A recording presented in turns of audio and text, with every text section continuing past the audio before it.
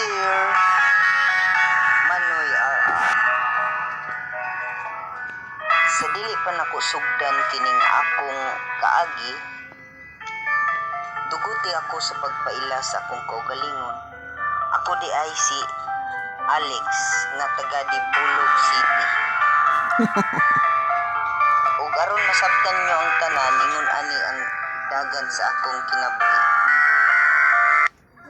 Ang ulaw kanang dili makahuman og eskwela. Pero kanang mo eskwela nga dako nag edad, pastilan oy, dili na ikaulaw. Di lang malikayan. Kay balo ka na baya sa mga Pinoy nga di kayo mangbuli, mao nga lagi.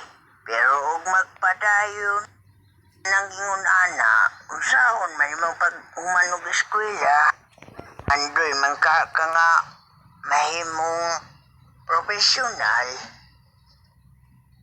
Lagi tiyo, pero dako na ba akong edad? 24 na gud ko. Nya, mao palay pag sugod na ko sa high school. Di palagi na ulahi. Sige na hinon, o saman, o di ka mo ato. O gusto ka, ubanan ka na ko. Ubanan chika. Naman po day, dagko nag mga edad nga ni eskwela. Pikog ako lang. Pero, murag mas taas-taas yun siguro akong edad. 24 anyos, first year high school pa lang. Pero bahala na. Takto silang tiyo nga magpada ko sa mga bully, dili ko makahuman.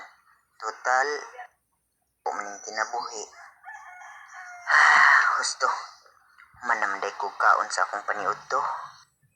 Balik na ko sa akong eskwelahan. Manoy R.R. Nakatungha jud ko sa high school. Paglagi sa kawadon, munang wadon ko maka-eskwela. Pasalamaton ko sa akong uyuan, daan. Pilit-pilit. Tapos na ko sa pag-eskwela. Natapot-tapot nito. Aron mahatag ang katumanan ng akong pangandoy. Kung nga, naka-eskwela gid ko, pagligid sa mga bulan o sa katuigan, wala pa kami padayon og eskwela. Pada pa ka sa mga istorya sa palibot, ilyong ta ka mahumanog first year high school. Ron, second year na ka. Maulagi, tiyo. Salamat kay ninyo ha. Kahuman ko, tungod yun ninyo. Alex? Ma'am? Doon na kay Sugo?